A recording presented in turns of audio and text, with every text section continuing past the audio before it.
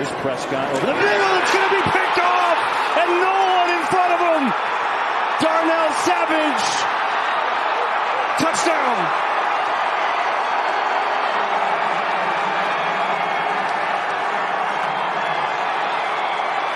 And Mike McCarthy took. The NFL is back, which means we got to talk about the Dallas Cowboys in whatever way we decide to do it. Joining me on the show today to help me work through the Cowboys offseason and everything else as we get ready for training camp, David Helman of Fox Sports. This is the Gray Area presented by Aura.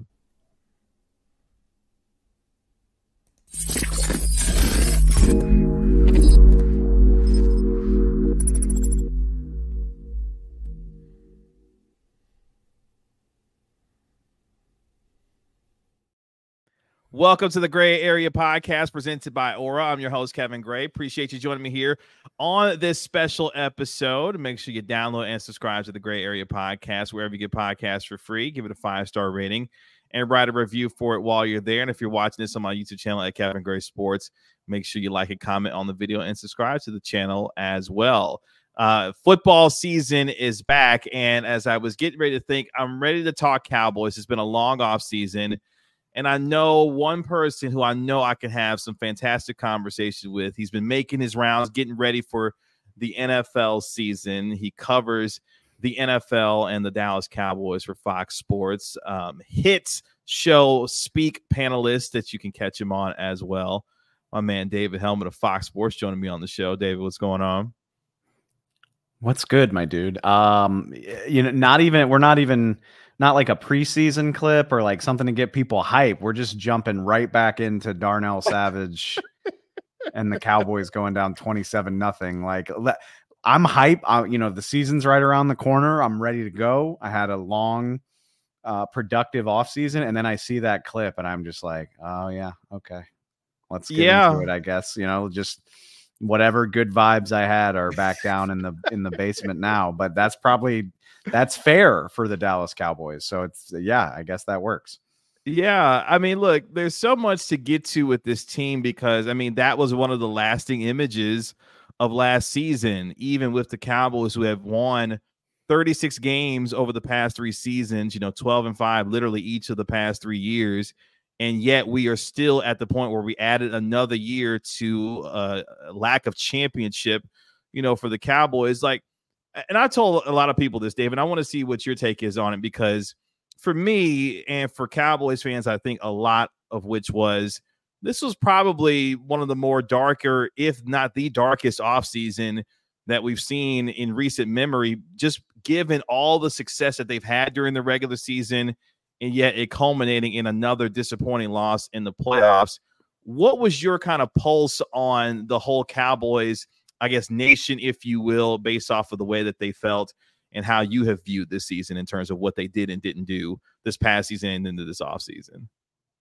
I've been around the Cowboys since 2013. That's when I started talking about them professionally, covering them, writing about them, podcasting, TV, everything in between. And so I'm 10 years. 10 years it's a pretty hefty chunk of time. I haven't been there since the triplets, but 10 years ain't nothing. And this is the worst the vibes have ever been in my time around the team.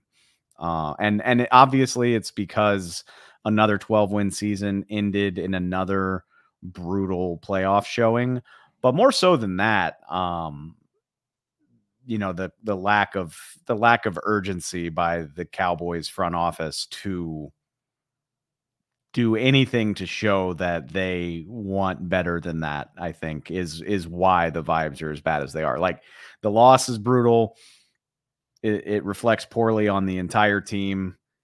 And again, it's 3 straight years of really not going as far as you thought you were going to. And all of that matters. But yeah, the free agency exodus, the lack of movement, which of course we're used to that by now as people who follow the Cowboys. But then on top of that, like, even if I told you, okay, they're not going to sign a bunch of guys, it's just not what they do. And maybe even if you're used to that, the fact that we are now on the eve of training camp, that the flight's about to leave for California, and there's really been no movement on any of the major contracts that need to get sorted out. Dak Prescott, CeeDee Lamb, and Micah Parsons not only are unsigned, but we don't have any reason to think that anything's close to being done. Maybe that'll change when the team gets out to Oxnard, but you'd probably feel better if even one of those deals had gotten done at some point this offseason, and instead it's over.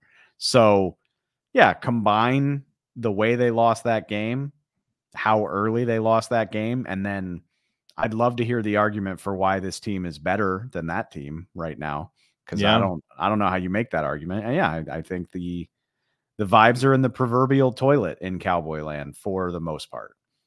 It's funny because I didn't even realize it until I thought about it, that the Packers now have more playoff wins inside of AT&T Stadium than the Cowboys actually do themselves. It's the inception of AT&T Stadium. That's how wild that is. Oh my God. What is that? That can't be true. That can't be true, right? They won the Super Bowl there with Mike. Oh, all right. You're talking about all playoff games, not just games against the Cowboys. Okay. Yeah. Yeah. Eesh. And the Cowboys have two, probably? Two.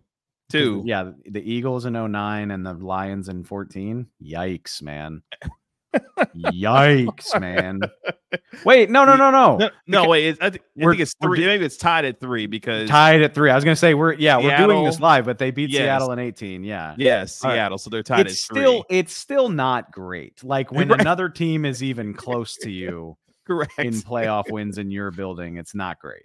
Yeah. So either way, not an ideal situation. And look, we'll stick there on the quarterback because look, we've seen a lot of these guys' deals get done. Reportedly, Jordan Love may be on the cusp of becoming the richest quarterback in NFL history, which I'm sure Patrick Mahomes is like, hey, fellas, when you guys are ready, we'll go ahead and redo this thing to eventually get myself where I need to be. But in the context of that, all the criticism that Dak Prescott has received over the years, even with finishing second in the league in MVP voting to Lamar Jackson, leading the NFL in touchdown pass. Like in all intents and purposes, he had a career year last year, and yet he goes in the final year of his contract, the 4-year, $160 million deal that he signed a few years ago.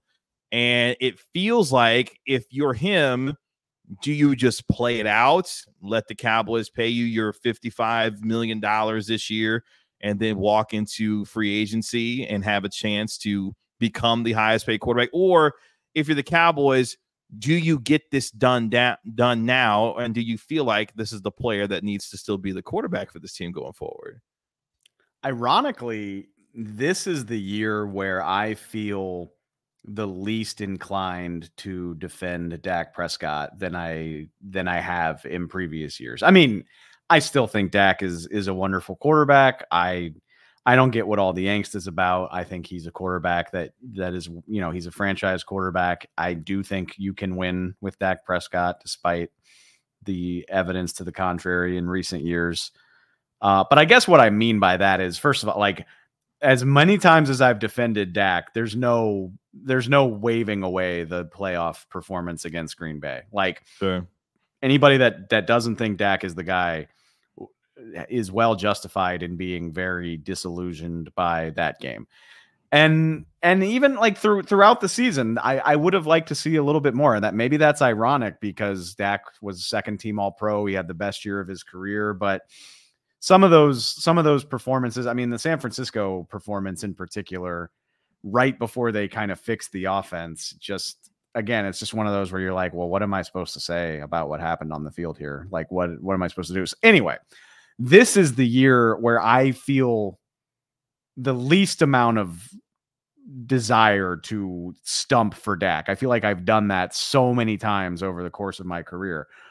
But the reason that that's ironic is because this is the year where it doesn't matter. Like, it doesn't matter what I say. It doesn't matter what the Cowboys think. It doesn't matter what anti-Dak people think.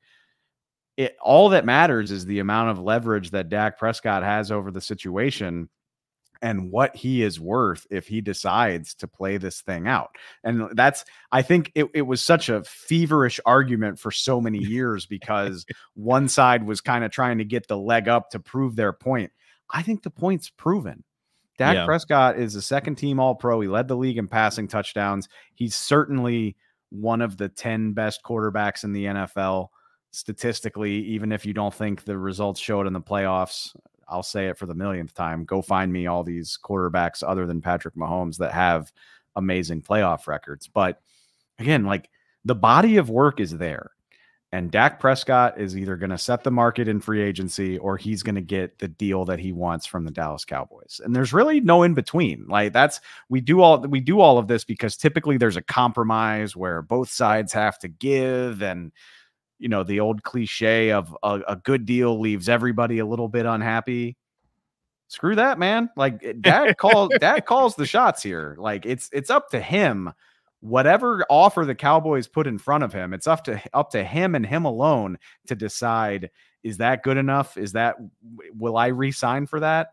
Or am I going to hit free agency in March and be the most coveted, expensive free agent we've maybe ever seen? So it kind of feels like a moot point, I guess, is what I'm trying to say, where, I mean, it's up to the Cowboys. I would imagine, again, the team's going out to Oxnard. They love doing deals at training camp. I would imagine sometime over the next month, the Cowboys are going to put an offer or two together. But it's up to Dak to decide if their offer is good enough or if that's what he wants to do for the next 4 years. So that's a long-winded way of saying, even with this season still to come, the hay feels like it's in the barn. Like, it doesn't feel like an argument worth having. Dak is either going to deem the Cowboys' terms acceptable or he's going to go break the bank by being an unrestricted free agent at quarterback, which we very rarely see. So one way or another, I think he's going to win, and I don't really have any doubt about that. Let's take a quick break here on the Gray Area Podcast. More with David Helman of Fox Sports. But before we get there, let's hear from today's sponsor of our video and our podcast. Let's hear it from Aura. Today's video is brought to you by Aura.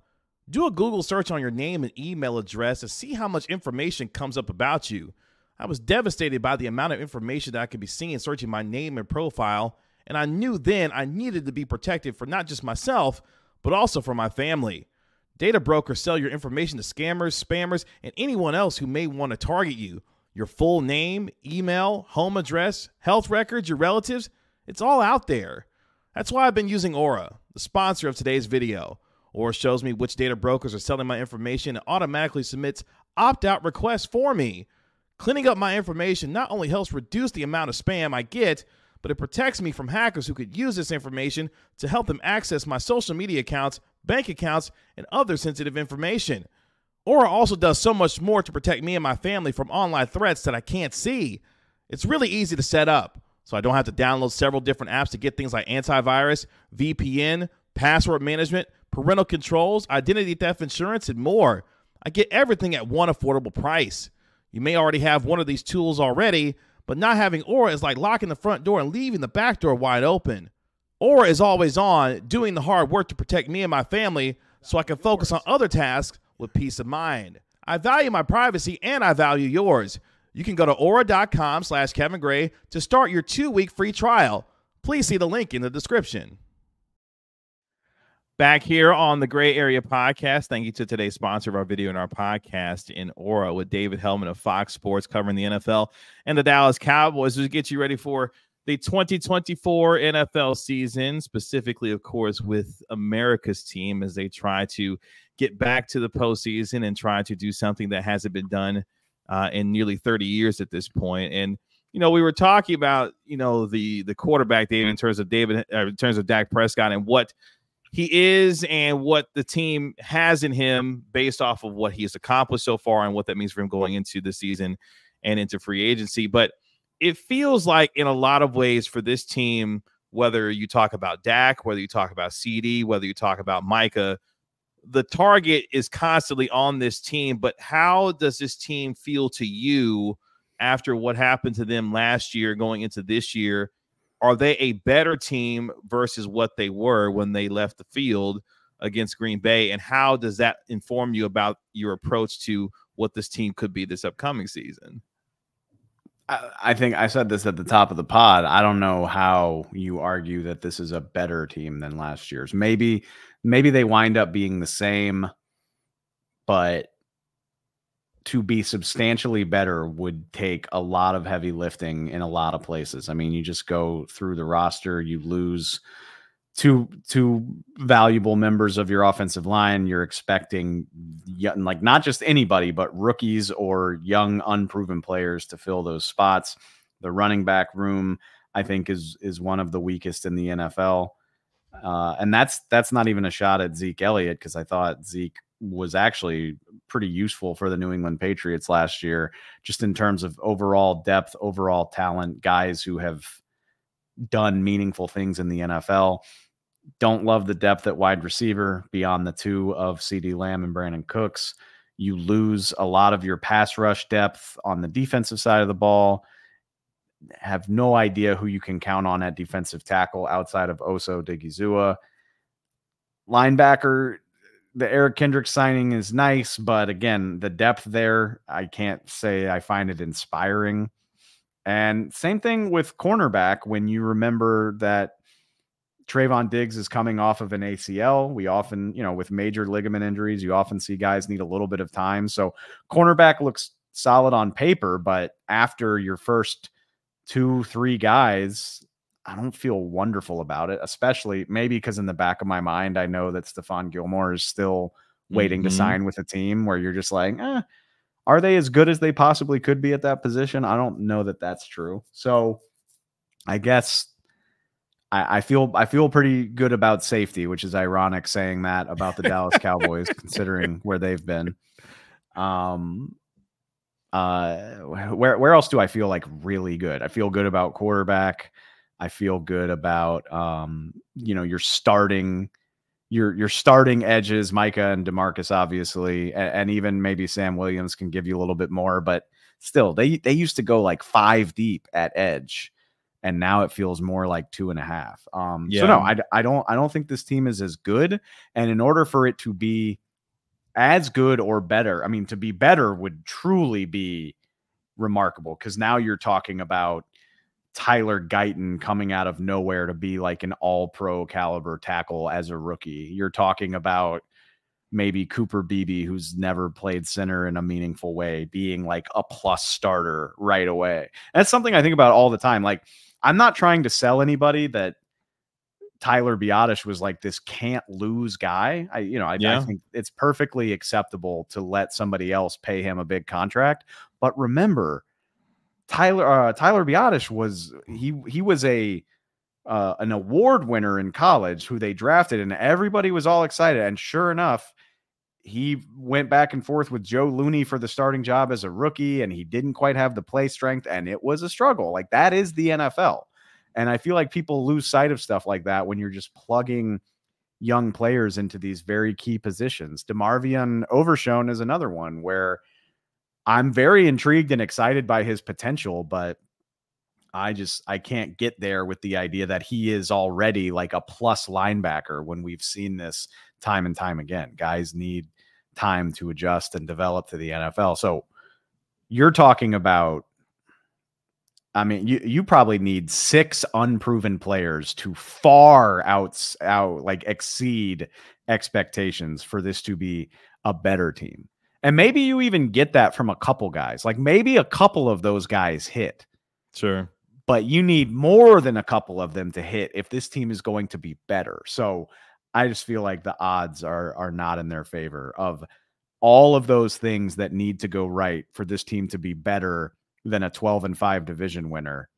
The odds that every single one of them goes right and nothing goes wrong, it's just a little hard for me to believe. Yeah, and I think for a lot of the team, based off of what the talent is versus what they had a year ago, and you mentioned a little bit, the amount of guys coming off of injury that they've got to depend on to be successful for them rather quickly is kind of staggering, because you're asking Trayvon Diggs to come off a torn ACL. The same with Demarion Overshown.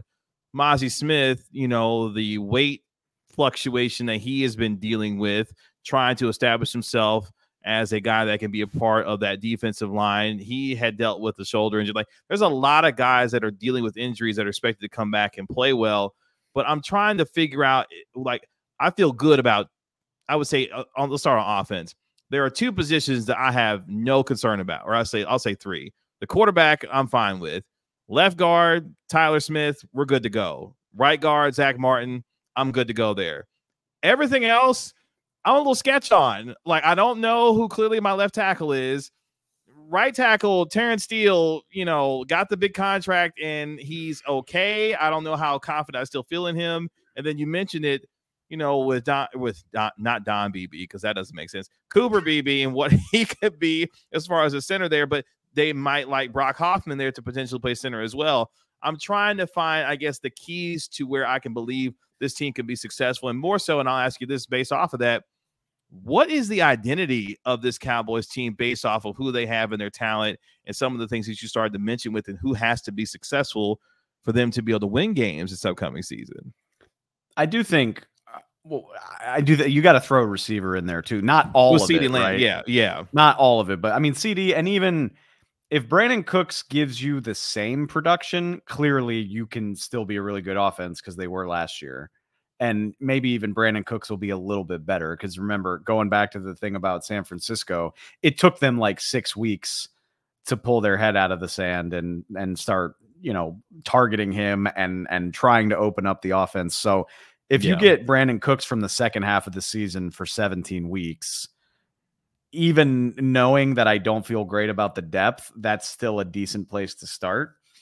But to be honest with you, looking at it, I think the identity of the Dallas offense, as far as I'm concerned right now, is like, get it done, Dak, which is ironic because it's so funny. Like, there are still people who don't think Dak is capable of doing this, but for at least 2 years now, especially in 2022, when it was really CD and whatever they could stitch together in the passing game, because Jake Ferguson had not ascended into like a plus player yet. You're asking Noah Brown to play a major role. Your Michael Gallup is coming off of injury. So really, like, for 2 years, it's been Dak and CD and patching this thing together however we can. And they've still been a good, explosive offense. I say all that to say, like, the parallels are crazy. How it's eerie how similar Dak and Tony Romo's careers are becoming. And they don't play the game the same way, obviously. I don't think Dak doesn't quite have as long of a Houdini highlight reel as Romo did, but you're just asking a veteran top tier quarterback to make it work. And like, this thing is going to go as far as you can get it. You've got to find the right matchup to exploit. You've got to find the guy that's winning. More often than not, that's probably going to be CeeDee Lamb. You've got to elevate these young guys. You've probably, especially this year with a rookie left tackle probably, and whoever plays center, it will be a guy that hasn't done it a whole lot. Who do you think is going to be responsible for making sure the protection is right, making sure the calls are good? I mean, Zach Martin and Tyler Smith will help with that as well, but a lot of that typically falls on the quarterback when you don't have a top tier center handling everything. So I really think the Cowboys' identity is make it go, Dak, please. Which is, and look, he's not perfect. He's not the best quarterback in the league. I wouldn't even, like, I'm not trying to convince you if you're not sold on Dak. I'm not trying to convince you he's Patrick Mahomes or anything, but he's clearly capable of doing that, because I would argue he's been doing it since he came back from his leg injury. Since 2021, he's been that guy. And I know the playoff wins haven't come, but the regular season results, success, not just wins, but again, having a top 5-6 offense in the NFL consistently, it's all been there. And I really think Dak is the key to whatever success they're going to have this year. And, in talking about him in those terms, I feel like for the entirety of the organization, because obviously, Dak for the offense is going to get, a majority of the fanfare. Micah Parsons, which we'll get to in a second, on the defensive end is going to get a majority of the attention. But I don't know about you, but for me, it feels like this organization, more so than in several years past, is at a real crossroads about the direction that it's going to go in. Because if this team cannot find a way, as we have talked about for years now, at minimum can get to an NFC Championship game, we're talking about a team that could be moving on from its quarterback, moving on from its head coach, and now really starting over, in essence, with the most important position in sports if they decide that Dak is not going to be the guy. Where are you in terms of organizationally where this team is and what kind of crossroads they are at, given all the success that they've had, but not having it culminate in what ultimately is a Super Bowl championship up to this point for them? I mean, I do think that's all true, but ultimately the thing about the Cowboys is a lot of stuff is going to stay the same. I mean, the owner and general manager is going to stay the same. The decision-making hierarchy is going to stay the same. So a lot of times when you talk about this stuff, like the New York Jets are a great example where Robert Saleh's been there for 4 years. Joe Douglas, I think, has been there for 5 years. And it really feels like, well, if Aaron Rodgers doesn't deliver, if we don't get to the playoffs this year, Rodgers could be gone, Saleh could be gone, Douglas could be gone. The general, like it could all be over, and then ownership is going to start again from the top down. Whereas here, you change out the coach and maybe you change out the quarterback, but the rest of that structure stays the same, and the way that they like to do things, the way that they like to operate, all stays the same. I think that's important to point out, that they are at a personnel crossroads, but it's not going to be this crazy teardown where the philosophical thinking about things changes. But the rest of it, I think you're completely right. And it's interesting to think. I mean, the Dak stuff almost feels anticlimactic to me because I truly believe this. I don't know what date you want to circle, but by September 5th, we'll say, like the week of the season opener, if Dak doesn't have a deal by then I think it's all but over, really.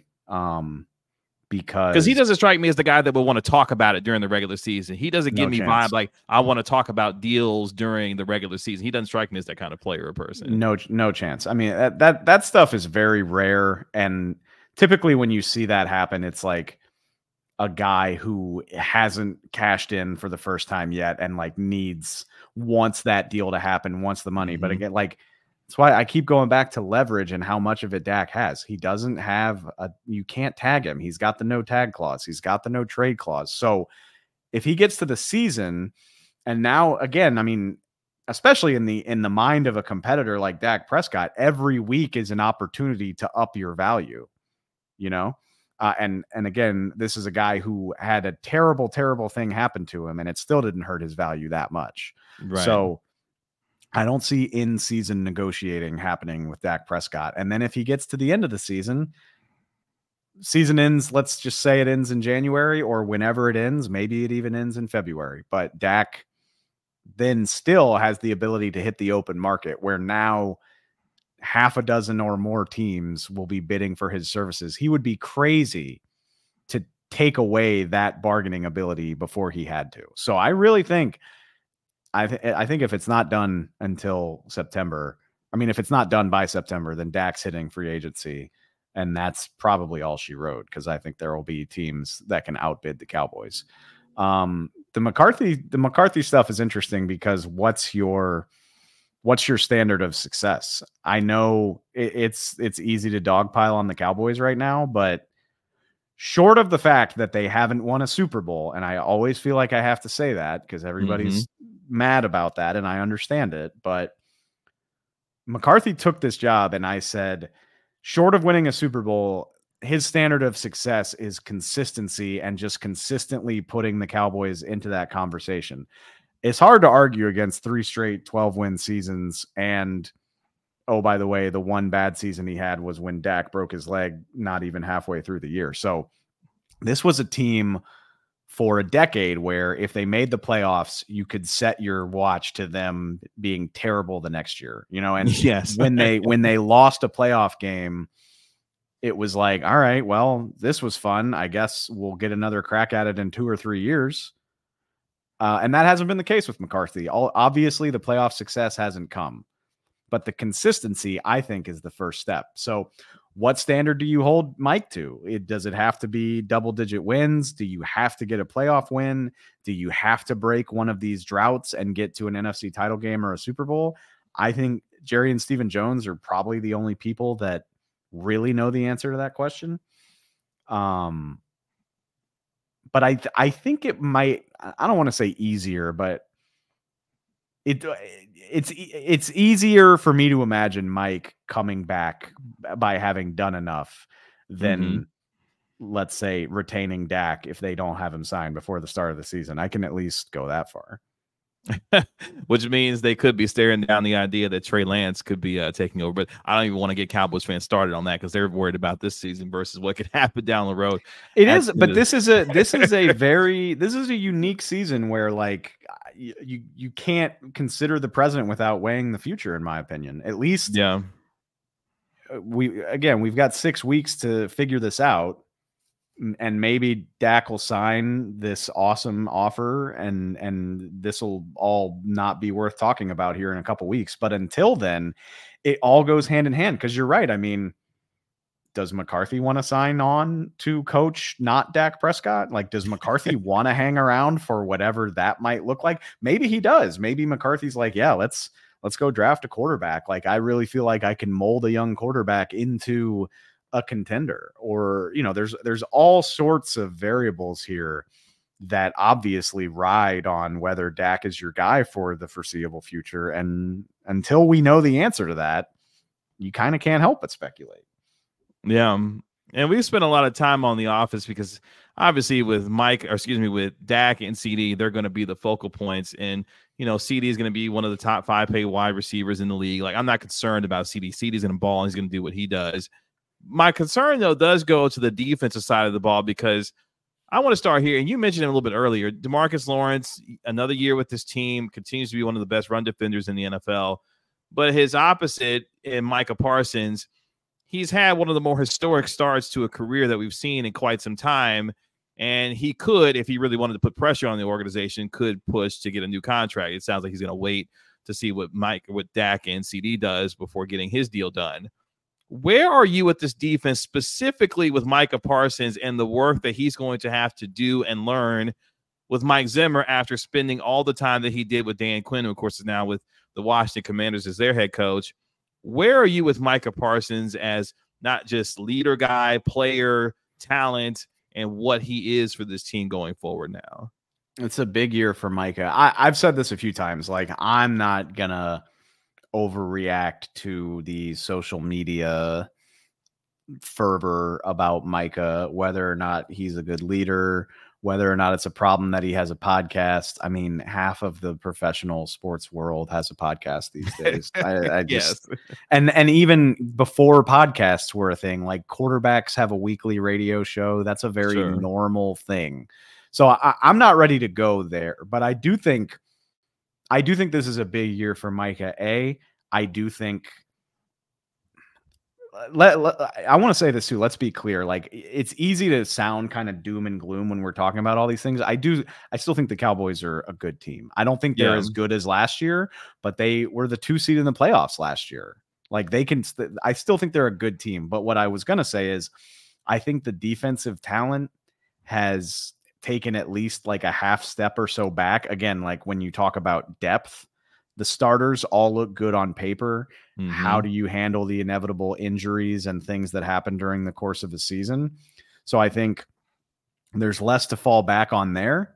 Obviously, the Mike Zimmer element is very intriguing. I will say my eyebrows went way up. You know the blinking guy, like the blinking guy meme on Twitter? That was me when I was reading Micah talking about how, me and Zimmer are going to have to compromise and it's going to be a great conversation. We haven't had it yet, by the way. Zimmer's been in the building since February and we haven't really had it. Yeah, I think you'd be crazy not to be, I don't want to say alarmed, but curious about that. Like, okay, how is this famously hard-nosed, hard-ass coach going to mix with this very confident, young, mercurial star? And then throw into the mix, Micah's trying to become the highest paid non-quarterback in the NFL.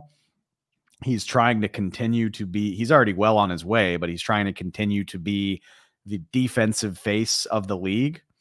When you talk about like the best edge rushers in the NFL, Garrett, Bosa, Crosby, Micah, I think Micah, by virtue of playing for the Cowboys, easily has the highest profile, or maybe not easily, but he does, in my opinion. Yeah. And I think he's trying to stay that way. He wants to be this very marketable, visible star. And so how does he balance that with being as good at the job as he can be? How do you do that in a new scheme? How do you do that knowing that your coordinator is probably not going to be your best friend the way the last guy was? Mm-hmm. And how do you handle any potential frustration if some of that stuff doesn't happen as well as you want it to? So I think this year could be very telling for us with Micah, not about like how good he is at football. Obviously we know he's great at football, but how do you handle the added pressure of needing to do more, needing to do better? And again, this is how it works in the NFL. He's entering year 4, and already it feels like now he's not the young guy that was just excited to be here and change the culture. Now he needs to be a pillar of this whole thing. He needs to be one of the 2 or 3 key reasons why they win. And it'll be interesting to see how he handles that. Maybe he'll make it look as easy as he's made everything else look, and we'll all be laughing about why we were ever worried about it. Or maybe he won't live up to this challenge as well as he's lived up to some other ones. So I don't know the answer yet, but I do think how he kind of handles stepping into that role is going to be like a defining storyline for the season. Yeah, because I think some of the narrative that's starting to form around Parsons in particular, he's been great in the regular season, and we saw him post on social media the other day. Apparently he's back to what he was weight-wise when he was in college. Apparently he's weighing 241 pounds as he gets ready for training camp, which is interesting in and of itself, given what kind of wear and tear he's been experiencing as we get deeper and deeper into the season. But for a lot of Cowboys fans, and I'm going to use the word because I think it's apropos here, feel like Parsons in some ways is a front runner. Like, he plays extremely well when the stakes aren't necessarily as high, but some folks feel like as the season and more so into the playoffs have gone on, he's come up a lot smaller than what he is accustomed to during the regular season. And look, when you start looking at the numbers and how much he's double teamed and triple teamed, there's a reason why my man doesn't have as much production in these playoffs as he normally does based off what he does in the regular season. But I do wonder if some of that narrative creeps in, whether it be him individually or for this team. How do they begin to overcome some of that with all the pressure that's already on this team going into what's an important season for them this year? Yeah, that's a very fun wrinkle to all of this is, I mean, we say it all the time, but like, it almost feels like nothing they do matters until January. Like I would agree with that. No, I would too. Don't get me wrong, but they're still the ones. I mean, they can't afford to think of it that way. I mean, sure. There's one team in the NFL that can afford to think that way, and it's the Chiefs. And like, you don't even live on the same planet as them. So you better not be thinking of it that way, or you're going to be scratching your head wondering how you got your ass kicked every other weekend. But at the same time, Micah's the poster boy for this. Micah does a podcast every, whatever it is, Monday night or Tuesday night. Whenever he does it, he lives in that world. You know, I mean, football players are always lying when they say they don't listen. I say that like number one thing you need to know, they're all liars. NFL Network is on in every coach's office, and players are looking at Twitter.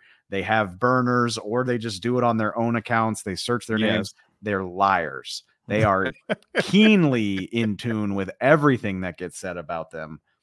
But on top of that, like, Micah doesn't even try to pretend. I mean, Micah's going to be like, he lives in that world where you're talking about this weekly the same way that you and I are. So balancing those two things sounds awful to me, honestly. Like, I'm addicted to social media. It's my job to be addicted to social media. If that was my job, you could not catch me with a Twitter account or anything like that. Like I would pay somebody else to post on Instagram for me.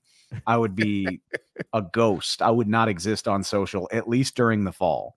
So to kind of invite it on yourself, I'm not saying you can't handle it, but it sounds like a lot to handle. And like, how does that work? With the idea that nothing you do matters until the playoffs, and B, the other thing too is since we're talking about Micah here, like think about the last 3 years. I mean, it's been pretty smooth sailing for the Cowboys in the regular season for Micah's entire career, 12-5. And I know like you have your ups and downs and your bumps and bruises, but like if you go 12-5, you're usually doing pretty well. What if, what if the first half of this season is a beating for the Cowboys? What if they're just trading wins and losses? What if they're, 5-5 or something like that, and entering the back half of the year? Like, how do you handle that frustration, especially maybe if you're not producing or if you have a down game or two?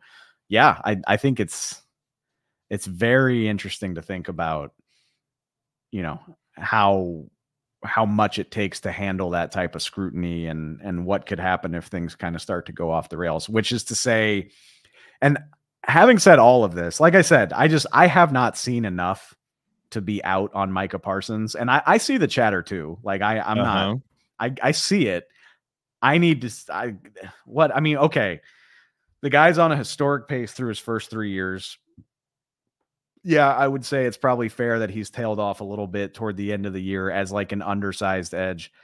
The playoff stuff does not matter to me at all. This is football, man. Like you're getting game planned by elite teams and elite coaches who know how to take you out of things. I mean, this isn't basketball. That doesn't matter to me nearly as much. Having said all of that, I think it's something you have to have a close eye on, especially if we assume that Mike is not going to get paid this summer. If we assume that it's coming next year, and then again, like that's another year where Mike is going to be the face of this team. I mean, DeMarcus Lawrence, Zach Martin could both be gone when this season is over. Yeah. And it's at least possible that Dak Prescott is gone too. Like Micah Parsons could be the franchise by February. And so I think it is worth having a close eye on, is he stepping into being that guy? Like I said, I'm not worried about it right now, but that answer could change drastically between now and when the season ends. Yeah, no, that's a terrific point, because the identity of this team from the face of the organization, well, yeah, Jerry and Stephen Jones from the top in terms of how they run the team is going to be there. But yeah, Micah could be that guy as soon as we get to the end of this season, which is how we'll end today, because when you start, I kind of pulled up their schedule. I started looking at some of the games that they have, the first couple of weeks, at Cleveland, at home versus New Orleans and Baltimore, then on the road against the Giants and Pittsburgh. Like you start kind of running down their schedule a little bit. They've got some tough stretches where you think, okay, this can be some make or break portions of their schedule. One stretch I look at between October 27th through November 18th, for example, there's those 4 games at San Francisco, at Atlanta, at home against Philadelphia, at home against Houston. None of these teams, especially in that stretch, are to play with. Like they're going to be playing a first place schedule and difficult teams throughout the course of the year. Do you believe that this team is going to be back into the playoffs based on what we know about this team now and what they could be based on what we've seen the last couple of years? Do you believe that this is a playoff team once again? Having been negative for most of this show, I do still think this is a playoff team. Like I said, there's levels to this.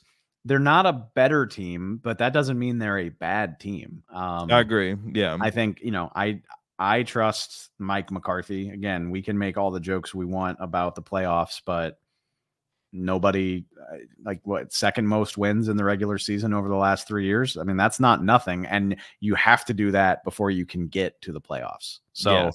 I trust Mike. I trust Dak Prescott. I think Dak, this is my new take that I've been formulating. I think Dak is, and probably has been for a couple years, but Dak is on that level where I'm like, is 4 healthy? All right. If 4 is healthy, then this team's going to win the majority of the games that they play. Maybe they'll never be elite, but they have that type of quarterback where he'll have them in pretty much every game they play, other than, you know, when they run up against San Francisco, apparently. But, so yeah. Why do they keep running into San Francisco on the road, by the way? How come they keep playing San Francisco on the road? It feels like all the time now. Do you want the nerdy answer to that question? Please. Yeah. It's convoluted. I mean, it's convoluted, but the NFL schedule goes in cycles where, you know, you play an entire division and you cycle between home and away. And then at simultaneously, you're playing the teams that finished in the same order in the division, right? And those two things rotate. This is so dumb and it's bad radio. But like, for instance, like, let's say last time they played the 49ers as part of the entire NFC West is different than the last time they played the 49ers as the team that finished in the same place as the division, you know, and those two rotations are completely different. So playing the Niners on the road as part of the entire division has nothing to do with playing the Niners on the road because they finished in the same place. And so you will often see situations where you have to play a team on the road like 2-3 times in a row. And everybody's like, oh, the league's got it out for us. They don't want us to play them at home. And I'm like, no, they don't. They just plugged you into the algorithm they use for everybody.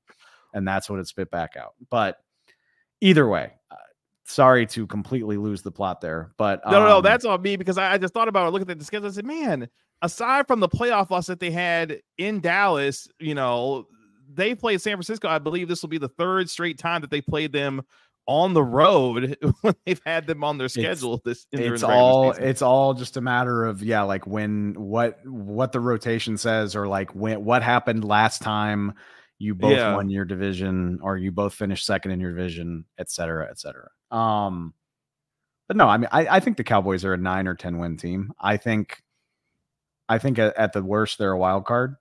But going back to what we were just saying though, and I talked about this with our guy, Skywalker Steele, not that long ago, like, okay, cool. Like, does that matter? Does that get anybody excited? The goal is to improve on what you've done in the playoffs, which is lose in the divisional round.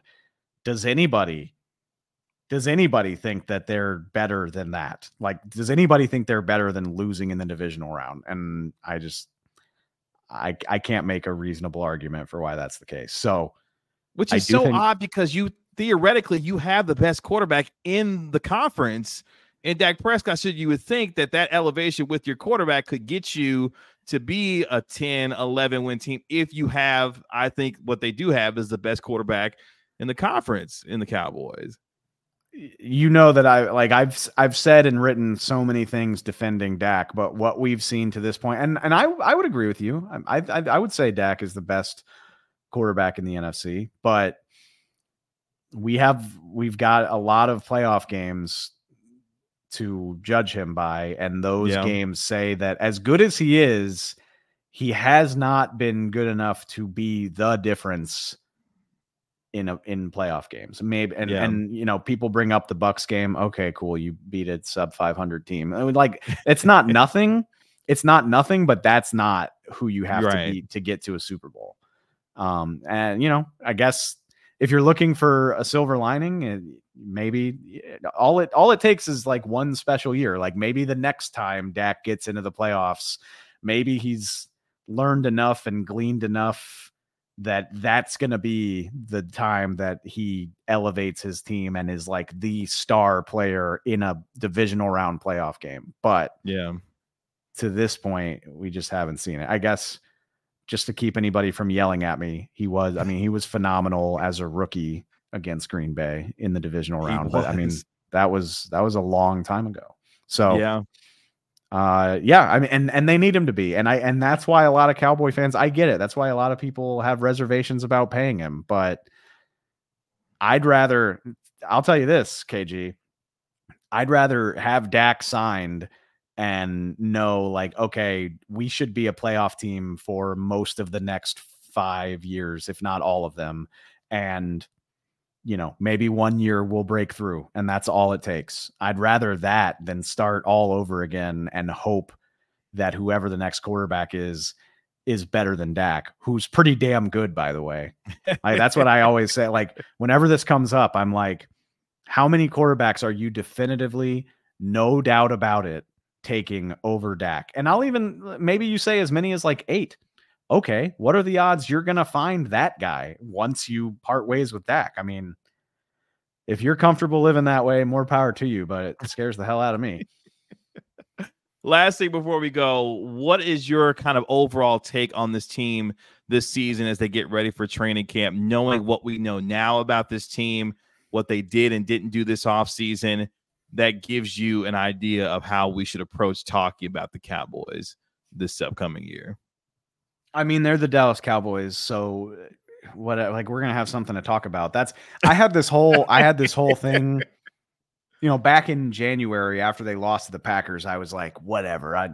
We don't even need to talk about these guys until the playoffs next year. Like, why are we wasting our time? But it's the Dallas Cowboys. Like, they have so many stars. They have the greatest showman on earth running the whole thing, and Jerry Jones. Like, they're going to find a way to be worth talking about. And like I said, I expect them to be a playoff team.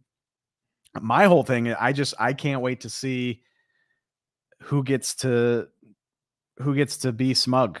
Is it us for doubting them all year, or them because they just had this vision that nobody else could see and they were right all along? And I mean, I've got no problem eating humble pie if the Cowboys prove me wrong. So, and yeah, I think it'll be fun to see. Are those of us on the outside, were we justified for the way we've talked about them all year, or are they just truly that much smarter than all of us because they've, you know, like I said, clearly they had a vision and they were just the only ones that could see it. So I think it'll be a fun prove it year between the organization and those of us that watch from the outside. If nothing else, it'll be nostalgic. Shout out to Ezekiel Elliott back with the Dallas Cowboys. He just turned 29 the other day.